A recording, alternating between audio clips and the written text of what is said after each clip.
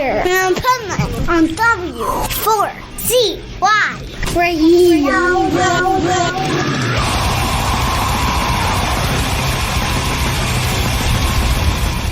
This is Pipeman here on the Adventures of Pipeman W4CY Radio, and this is our Positively Pipeman segment with the pet health guru.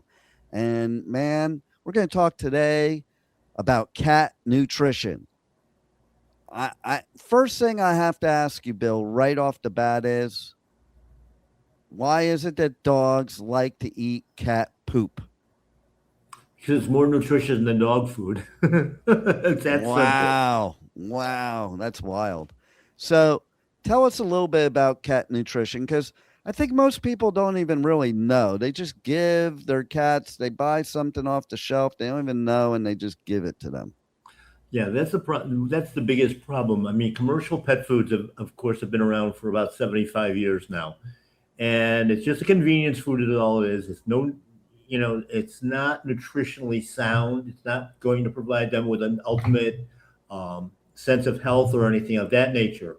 The problem with cats, they're very unique animals in that they're obligate carnivores, which means they can only basically break down animal fats and proteins. So that, with that being said, they need a meat diet. They're also, they originated in the desert. And because of that, they have to get all their moisture from their food. They don't drink very well out of a dish or anything of that nature. So they're always, when you're feeding dry food, they're always in a state of dehydration. And of course, that creates all kinds of problems with the kidney and the liver. That's why we see so much diabetes, why we see so much kidney failure, UTIs in cats. It should just be a raw meat diet. And when we stop and think about it, we're the only creature on the face of the earth that cooks our food. And, if your choice was only to have dry cereal every single day of your life, just stop and think about that. How long would it take you to kill somebody? Only if it was Count Chocula, then I'd be good. I could deal with Count Chocula the rest of my life. But if you gave me Cheerios for the rest of my life, I might become a serial killer. Just saying. There you go. No pun intended, I know. Right? Now, yeah, right? I did, you said that, and I was like, oh, crap, I did that and didn't even notice I did that. Yep. So here's a question I have for you. I don't see it nowadays, but used to be that cat owners only gave their cats milk, not water. Why is that? And is there a reason why it's not as popular today? Well, first off, our milk that you buy in the supermarket is no longer milk. So the animals quite often reject it. When it used to be whole raw milk, that was fine. It was actually very nutritious because we're doing it as part of the overall feeding program back then. And so what nutritious foods did we want that were animal-based? And milk happened to be at the top of the list. Of course, our water today, too, is so highly toxic with chemicals and that sort of thing. That's why these animals will not drink the tap water, because it's just really horrible. We have to keep the body hydrated, so we do need good water. Living water is found in live foods, and that's what, raw meat basically is a living food. And the other thing is you have to do variety. You have to do a rotational diet. Every day should be something different, because every food brings different nutrients to the table. And it also, food is a dual transport system. It's bringing in nutrients, but it's also taking out very specific toxins. And of course, with our animals living basically in such a toxic environment, I mean, stop and think. They live on the floor. You're using all kinds of, deadly chemicals on your floor. It was funny. I may have mentioned it on the previous show, but when we look at even the dishwashing detergents and that sort of thing that we have, the toxicity of that leaves a film on the dishes and on your utensils and all of that. So every single day, you're just getting more toxins, more toxins, more toxins. And then, people go around sticking these stupid, scent things into their plugs. They make the room smell good, and it's right at nose level for your cat or your dog. And so they're breathing in these fumes every single moment of every single day. And I want to add to this because I'm sure there's people out there listening or watching that like think that it's being dramatic and like what's the big deal, or even people would reference what we did when we were younger. Oh, we drank out of a garden hose. What's the big deal? And we know what the big deal is today. But here's the thing: is like you you're toxifying these animals, and they don't even have a choice. That's number one. Right. No, number two, I'm going to give a perfect example of what you talked about, the dishes. Okay. So I was in Bali, as you know, for like 2 to 3 months. And they have what's called their Bali Belly, which is the same as Mexico, Montezuma's Revenge. It's basically don't drink the water. Okay. And otherwise you get food poisoning. What's interesting is I did have Bali Belly like 3 times while I was there, and I was extremely careful. Here's the problem. If one drop of that tap water gets on the plate of the food you're eating, you get Bali Belly. And that's how it happened to me one time. It was like basically there was probably just a drop of water on the plate. There was nothing wrong with the food. There was nothing wrong with anything else. It was from washing the plates. Yeah, absolutely. And the thing is you get all these buildup of all these different chemicals, and they all interact completely differently. The EPA lists something like 120,000 different chemicals today. But good news is that they did say 9 of them are safe. you know, our good government, really on top of things. But that's just it. I mean, there's so many different chemicals that are involved in this. And of course, what they've actually did a number of years ago, they were actually testing the cats for toxins. And the number 2 toxin that they found in their body was flame retardant, because the Huh. cats love to lay on the carpet, love to lay on the furniture, all of which has been treated, with all these toxic chemicals, to prevent a fire. So we're going to prevent the house from burning down if it does catch fire. And in the meantime, we kill everything in the place. You know, So, so I just thought of something. I'm kind of curious, and maybe other people are curious. I'm highly allergic to cats. Question is, could that chain and could that also be part of what they're being fed? And if they were fed properly and with the right nutrition, maybe people allergic to cats wouldn't have such a problem. Is that true? yes, that's true. Basically, cat dander, of course, is part of the cause of that allergen because it's a dust-like particle. But the basic part on that is that the skin is a major detoxifying organ. So all the poisons that are in the foods, in the environment, everything else that went through the cat's body are coming out in that as a toxic dust, basically, is what it really is. And of course, we're exposed to it too, through the same chemicals that are in our environment that they're living in. So now you're kind of getting a double dose or a concentrated dose of it. So if we detoxify and we make sure that our cats are being fed clean, not being over medicated, all of that sort of thing, most people that were allergic to cats no longer are. It just goes Wow. away. Wow. And to go off the subject of nutrition for a bit and but stay on the cat thing, I wanted to know, it just came to me. What's your opinion of the hairless cats? Another genetic wreck. That's what it That, is. that's The what I was hair, thinking. It's like huh? that's what I'm thinking. It was like that's mad science, Frankenstein stuff, right? That's what it really is. Unfortunately, we've with all of our pets, we keep trying to, we love the dogs, we love the cats, but let's change them.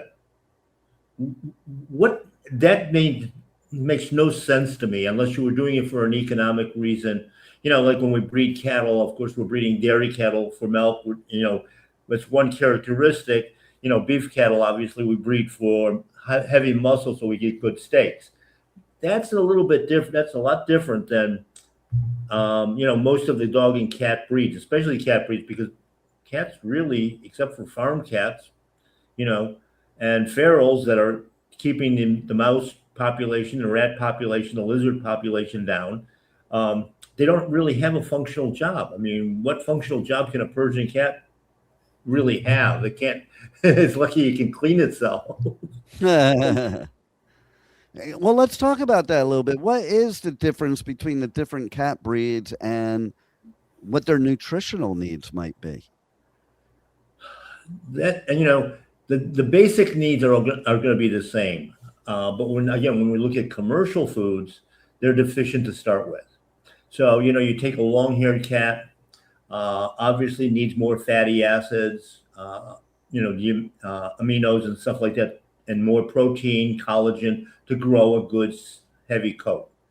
Same thing with animals that live in, the more northern climates, they've got to be able to build that winter coat. So they need the high amounts of good animal protein and fats to maintain that. And, when we talk about fats, everybody thinks, well, if I feed them too much fat, they're going to get fat. No, they burn fat. They don't burn sugar like we do, but yet commercial pet foods are nothing but carbohydrates and sugar. And cats are very, very addictive. That's one of the reasons why when you try to switch the diet from XYZ, you have trouble. Cats are finicky. Well, they're not finicky. They've been hooked on drugs, basically. Is what it is. Yeah. And that's the synthetic sugars, the aspartames and neotames, all of those. And so each company has its own, so that therefore the cat will not accept a competitor's product. Well, and to validate that point, my youngest daughter, I've said before on the show, she has gotten big time into cats recently. And I was at her house, and she's very into researching what they can have. She's like OCD about what they can have, what they can't have. But she does give them one thing that, in a very small amount, that I watch these cats freak out when they see it, like just freak out, and then eating it. Whipped cream. What is it in whipped cream that is driving these cats nuts? It's the sugars. It's the synthetic sugars. They're addicted to it. Huh. That's interesting. Whipped cream isn't whipped cream anymore. I mean, most of the whipped cream supposedly on the market doesn't have any cream in it at all. I know, right? That's weird. it was like I saw an analysis on I think it was Subway on their tuna subs, and they tested the tuna fish, that they put on the subs itself. There was 0% of tuna, actual real tuna, in that slurry of whatever they put on there. Wow. That's wild. So what other sage advice can you give our listeners about how they should be feeding their pets and their cats, and what they should be doing to have a healthy, long life for the cats and stop giving them poison? Well, the main thing is not feed them the poisonous commercial foods. That's number one. Number two, that rotational diet. So every day they're getting something different. It should always be wet. It should never be dry. Do not leave the dry food down there for them to munch on and graze, because what you're really doing is upsetting the whole digestive system. And the reason that they have a tendency to graze a little bit at a time is because they know that's not what they're supposed to have. They're just trying to stay alive. And of course, the other thing is, environmental toxins. Make sure you get good cleaning products that are safe, essentially then you will have a healthy cat. And when you notice that something is off, correct it then. Don't run to the veterinarian, because they don't know anything except drugs, and that's just going to make that body more toxic. I say they should run to Bill at My Paleo Pet. That's what I say. That's what I say too. How would they do that? Well, they can contact me, obviously, through My Paleo Pet, which is our retail store, and our website for commercial stuff. And the numbers are all up there on the website itself. Also through Pet Health Cafe, which is my podcast, educational, every single week, brand new episodes, available 24/7 on YouTube and a number of other venues. When you go onto the website as well, on the My Paleo Pet one, there's also a media center for the hundreds of magazine articles I've written over the years. on all of this. So you've got the topics there. And of course, a lot of this also extends onto the pet parents. That's an important thing. If we don't keep the pet parents healthy, they don't have any understanding then. And, you see it in our kids, they just keep getting fast food. That's what pet food is, fast food. And they don't thrive. Cats should be living 20, 30, even longer in a good state. Now, if a cat hits like 15, they think it's a major, major accomplishment. Yeah, I know somebody, their cat just passed away at 17, and they're like, wow, what a long life the cat had. Yeah, it's really not. It's really not a long life. And you have to wonder, because of the cat foods and that sort of thing, how much of that was what we were, like an ultimate state of health, where they're not in pain, where they're not, having digestive issues, going blind, going deaf. All these things are all signs of toxicity. Yeah, totally. Well, you are a superhero for our pets out there. And everybody's got to go check out mypaleopet.com, check out Pet Health Cafe, wealth of information. Tune in next Monday on the Positively Pipeman segment of the Adventures of Pipeman, where we will now switch gears to dog nutrition and talk about that. Stay tuned for the rest of the show. We are going to have some ticket giveaways for music festivals, and we're going to have some powerful business strategies for you. So stick with us, and we'll be right back. Louder Than Life, North America's loudest rock and metal festival, returns to Louisville this September with My Chemical Romance, Iron Maiden, Tool, Limp Bizkit, plus Pantera, Pierce the Veil, Gojira, Papa Roach, and more. Nearly 200 bands across 7 stages. Louder Than Life at the Kentucky Expo Center, September 17th through 20th. Passes are on sale now, starting at only $1 down at louderthanlifefestival.com. Aftershock, the West Coast's largest rock, metal, and punk festival, returns to Sacramento this October with My Chemical Romance, Tool, Limp Bizkit, Pierce the Veil, plus Suicide Boys, Queens of the Stone Age, The Offspring, A Day to Remember, Wu-Tang Clan, and more. Aftershock, October 1st through 4th. Passes are on sale now, starting at only $1 down at AftershockFestival.com. Hey, you're listening to The Adventures of Pipeman on W4CY Radio.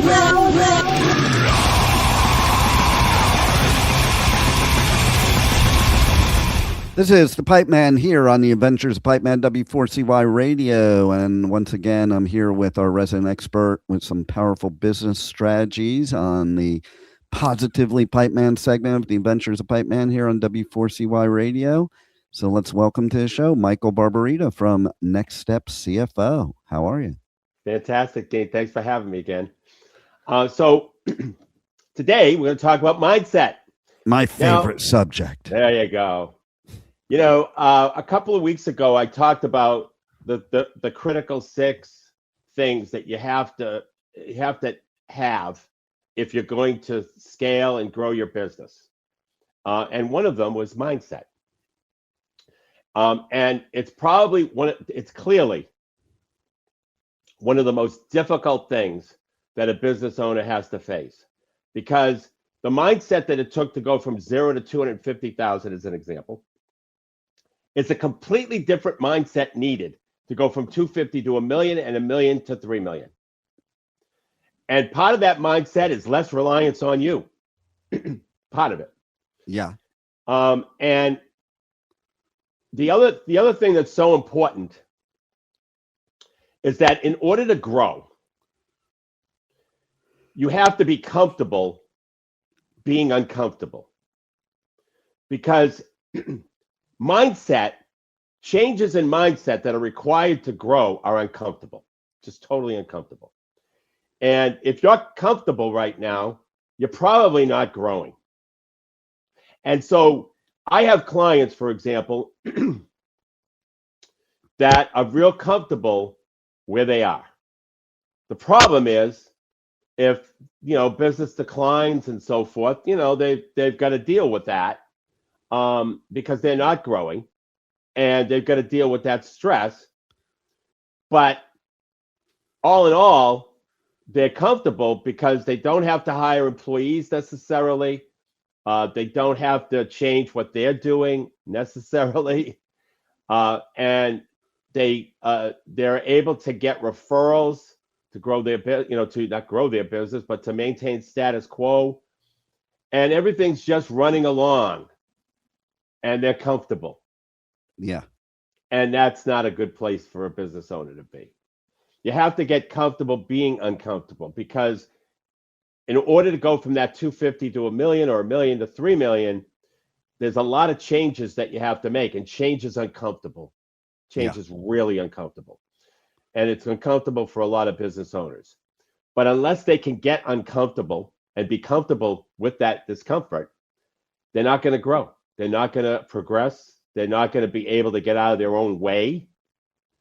And their business is going to stagnate, which the problem with stagnating businesses is inflation.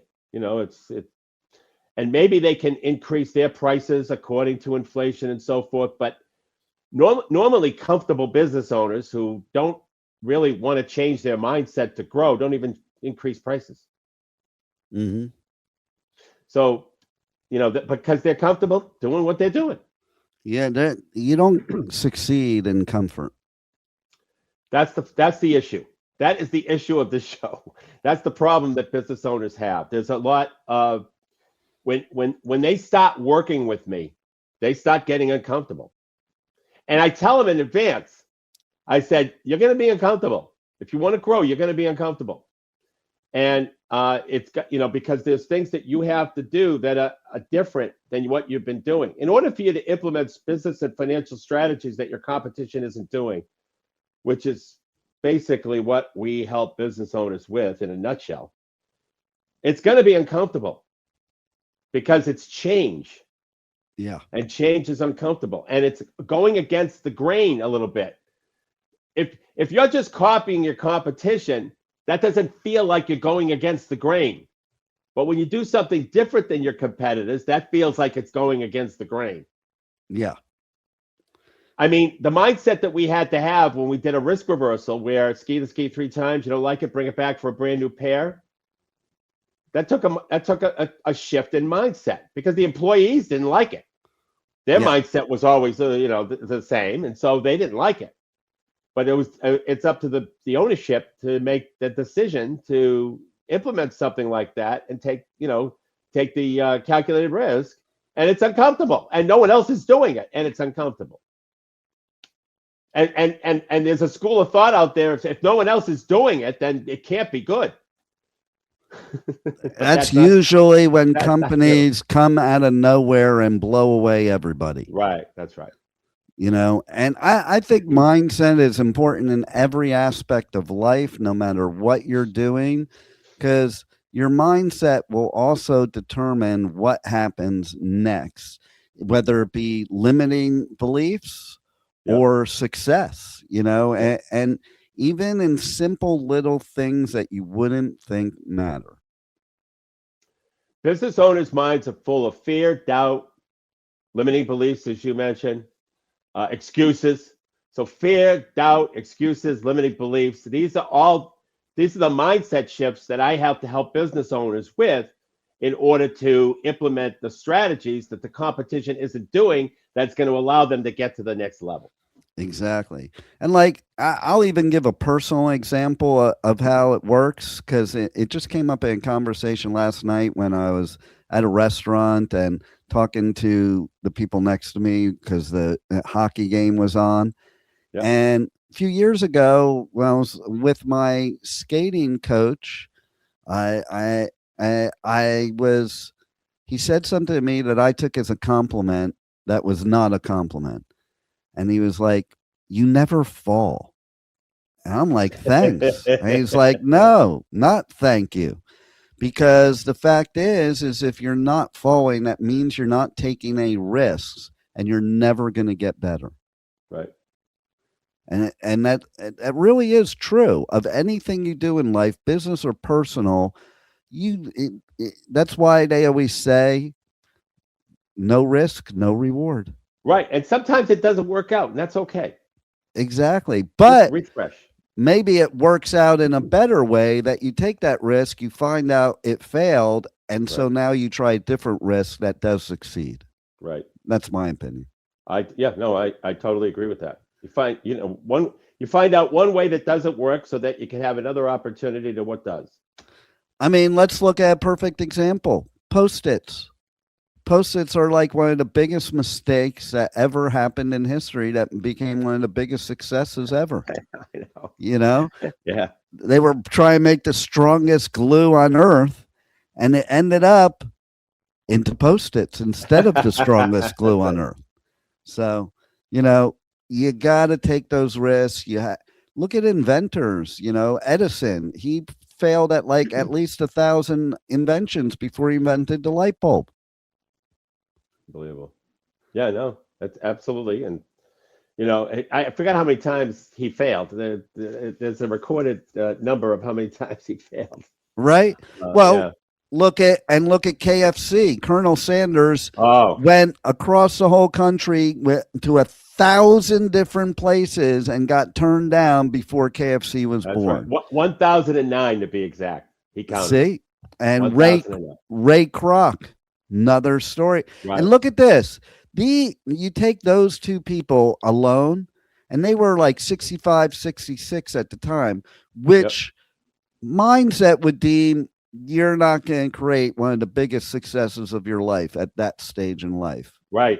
But there it is. It happens quite often. That's right. Colonel sold at 72. Wow. Yeah. But he started it, but he got tracked. His traction began at 66. Yep. And then Ray Kroc, 65, I think it was. Right. So there it is. You got to look at those examples. History repeats itself. Look at the positive examples, the mindset of the successful examples, not the mindset of the failures. That's right. Absolutely. Well, that's how it's done. There it is. How do people reach out to you for more mindset that they need to succeed in business? Well, they start by going to nextstepcfo.net, and in the upper right-hand corner, there's an orange button that says Find Hidden Revenue in Less Than 10 Minutes. And what that is, it's an AI diagnostic. And it will, in less than 10 minutes, it will spit out 3 strategies that your competition isn't doing, and the financial impact that those 3 strategies would have, along with a summary implementation plan. And that's all free. And so you go to nextstepcfo.net, you click on the orange button that says Find Hidden Revenue in Less Than 10 Minutes, and you're on your way, because it's just a great opportunity for you to understand the revenue that's hiding in your business. It is so important, and I'm so glad we had you on here once again to help our businesses. You are our resident expert for a reason, and people need to reach out to Michael Barbarita and Next Step CFO for more business strategies. If this one isn't the one you need, there's plenty of others that he can help you with, and their organization can, so you can succeed in 2026 and beyond. We'll see you next month. Thank Michael. You. Yes, that's right. Thank you, Gene. Looking forward to it. Thank you for listening to the Adventures of Pipeman on W4CY Radio.